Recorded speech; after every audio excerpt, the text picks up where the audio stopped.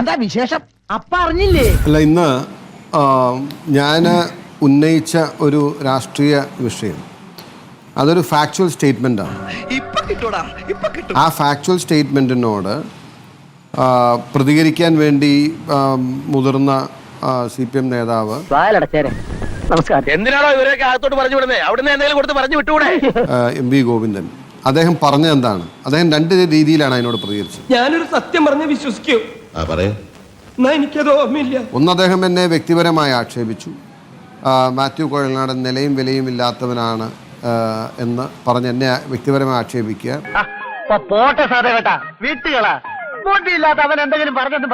രണ്ട്, അദ്ദേഹത്തിൻ്റെ ഡിഫൻസ് എന്ന് പറയുന്നത് UDFൻ്റെ കാലത്ത് പട്ടികജാതി മന്ത്രി ഉണ്ടായിരുന്നില്ല.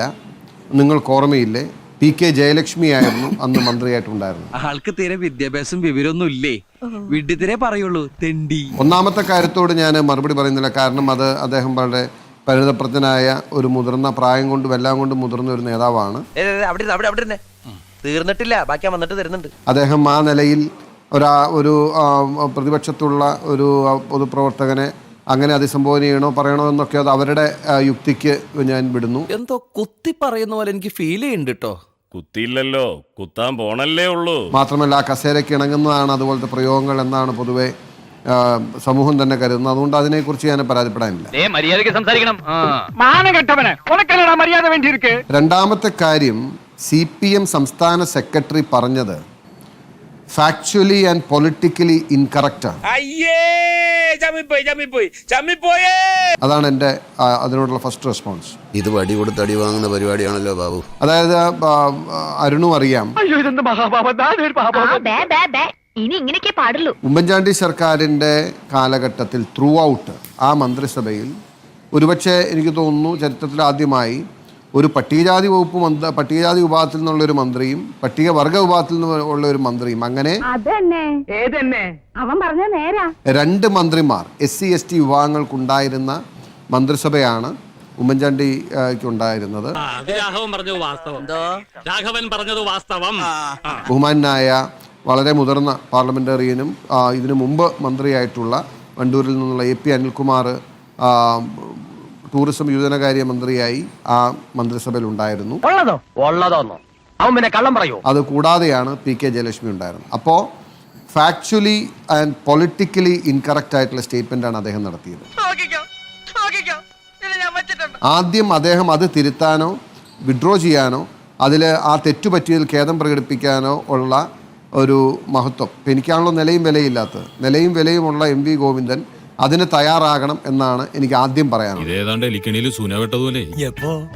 ഇനി രണ്ടാമത്തെ കാര്യം, ഞാൻ പറഞ്ഞൊരു സ്റ്റേറ്റ്മെൻറ്റ് അത് ഫാക്ച്വലി ഇൻകറക്റ്റ് ആണ് എന്ന് അരുണ് പറയാൻ കഴിയും. അതായത് ഏതാണ്ട് 14% വരുന്ന പട്ടികജാതി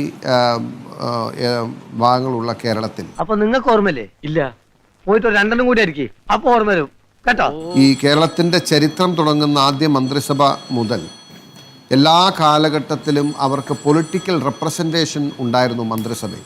അതെ, പക്ഷെ അത് ഇവിടെ പറയാൻ കാര്യമുണ്ട്. അതുകൊണ്ടാണ് അതാദ്യമായിട്ടാണ് പിണറായി വിജയനാണ് ആദ്യമായി അത് ഇല്ലായ്മ ചെയ്തത്, ഇല്ലാതാക്കിയത്.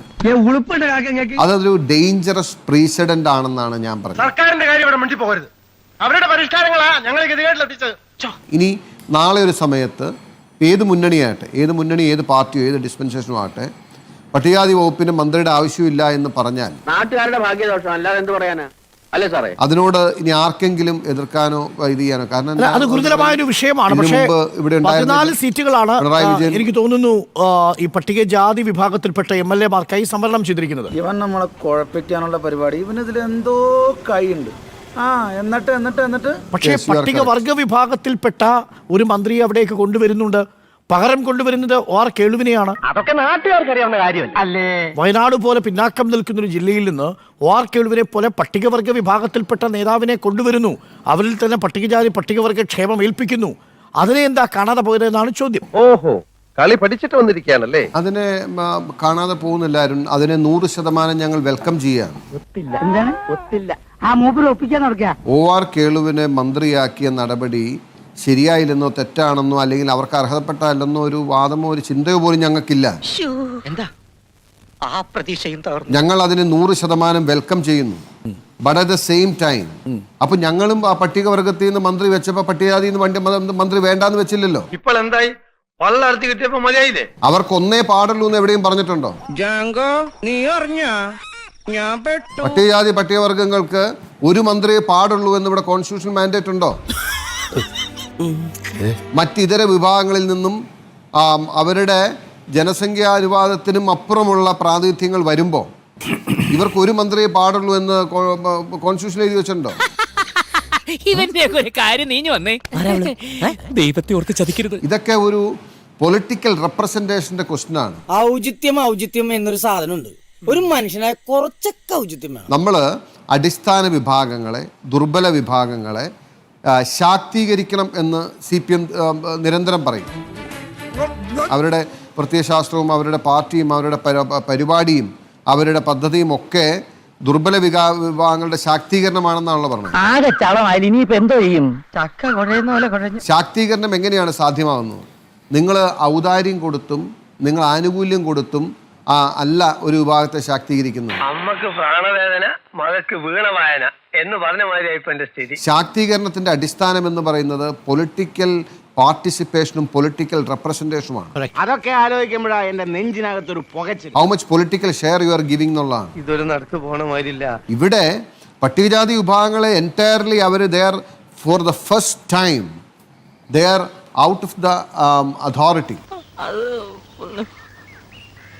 ഒറ്റ പിടവച്ചെന്നാലുണ്ടല്ലോ പൂക്കൃത്രം കാണിച്ചേ പോരാ, പിന്നെ എന്താ ഉരുണ്ട് കളിക്കുക? അല്ലെങ്കിൽ അവർ ആ പൊളിറ്റിക്കൽ ഡിസ്പെൻസേഷൻ്റെ ഭാഗമായി എല്ലാ കാലത്തും ഉണ്ടായിരുന്ന അല്ലെങ്കിൽ ഒരു മന്ത്രിസഭയുടെ ഭാഗമായി എക്കാലത്തും ഉണ്ടായിരുന്ന അവരെ ആ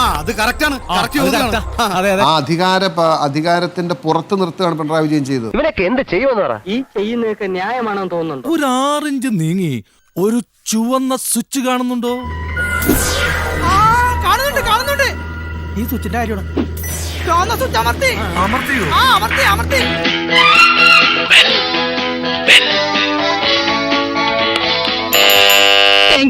ഈ ഉപകാരം മറന്നാലും ഞാൻ മരിക്കില്ല.